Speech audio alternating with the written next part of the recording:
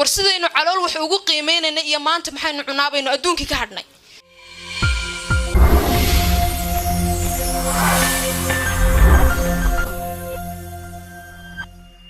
xaqiiqda hadaynu aynu isdul taagno oo aqoontan iyo cilmigeena aynu adeegsano reer beledweyne oo ma baahna bariis saana misanahay warsidaynu calool wax ugu qiimeynayna iyo maanta maxaynu cunaabayno adduunka ka hadhnay war waxa aynu ururinayna ee malaayiinta reer beledweyne ha lagaga awdo buundada oo maxaan ku dhahdaayay hala sameeyo dadka dawladaha caawinayo oo bariiska noo keenay war aanu bariis ma rabno sidoo aynu ognahay fatahaadaha ka dhaca iyo dhibaatooyinka dabiiciga ah ee wadankeena ka dhaca waa dhibaatooyin isku soo laalaabtay oo runtii aad u jira badan saynu ognahayna oo aynu nahay dad islaam ah rasuulka Cali salaatu wasalaam wuxuu yiri qofka muslimka ah god laba jeer laga ma wada qaniino inaynu sanad walba gurmano oo sanad walba aynu ooyno oo sanad walba meeshaynu ku gubanay haddana sanadku xiga farta la aadno runtii waxay u baahan tahay aqliyad laga gudbay u baahan tahay dhaqaale badan baa la aruuriyay Soomaaliya meeshay joogto qof Soomaali jooga uu ka kacay taasi waa caan baynu ku nahay inaynu isu gurmano caan baynu ku nahay laakiin waxaynu kala aynu caan ku nahay wax la yiraahdo laab la kaca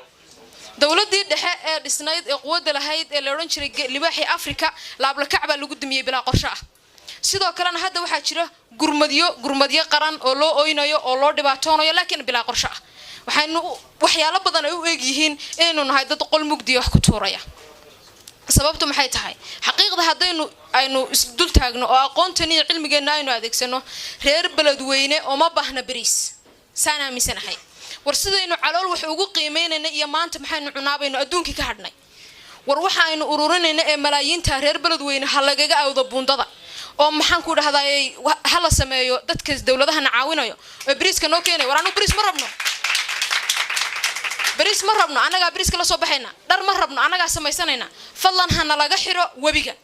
fadlan waxaan u baahanahay dawladda federaalku lacagta badan ee hantida loo ururiyo beledweyne fadlan ha loo sameeyo mashruuc weyn oo lagu awdaayo ama lagu leexinayo wabigaas lagu xalinayo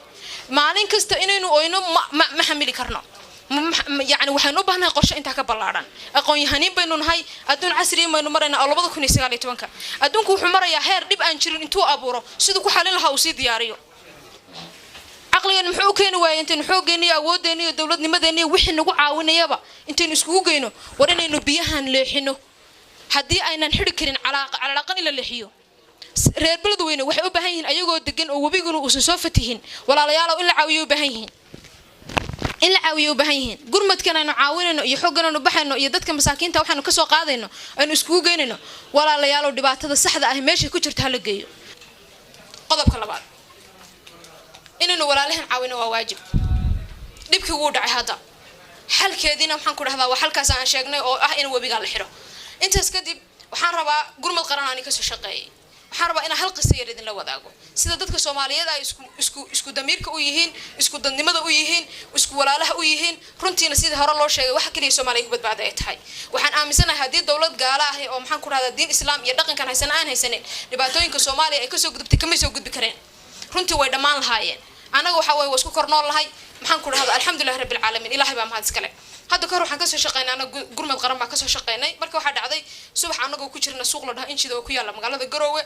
ala saydi waxaan soo galaysaan hooyada Soomaaliyeed kun ka shilinay rabtay adeeg inuu u soo iibsato aan uga qaadna xusu istaagnay banaanka marka sa ogtihiin dad masaakiina oo cuuriyana ayaa waxay fadhiistaan suuqa iridkiisa aniga waxaan soo istaagay nin cuuriyana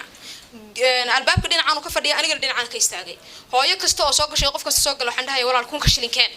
qof walaalka maanta yaanyada maanta maxaan ku dhahay basbaaska ka tag maanta yaanyada ka tag hal qof baan kin ugu gadeynaa qanajibiya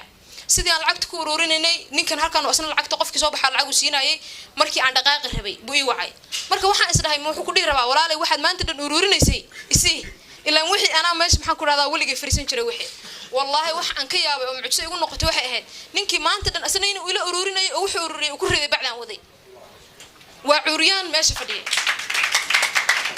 taas waxaan tusaysaa dareenkeena saxda ah iyo sida aan u rabno inaan dalkeena dadkeena caawino balse ma doonayno laab la kac wax badan naga burburiyay qiiro aan geedka gaarsiisnay war reer beledweyne oo hin uma baahna ee muruq biyaha laga gacliyo u baahan yihiin aqli biyaha laga awday u baahan yihiin dhibaatada lagu badbaayo reer beledweyne haday biyahan ka joogsadaan inta bariis uga baahna oo iyaga dhulkii beeraha laha jooga warbeerahooda qoranayaan oo dhulkooda qoranayaan qodanaya caalamka hadduu caawinay wax run nagu caawiyo waxyaalihi afka naloo marin jiray hadda waa fahnay haddii run nagu caawinay nagu caawin inaguna aan run isku caawino waa mahadsantihiin dalkeena u kacayna dadkeena u kacayna qof walbaana waxa uu maanta bixiyo akoonka weyn ilaahay hortiisa yaa loo dhigtay waa mahadsantihiin wassalaamu calaykum waraxmatullaahi wabarakaatuh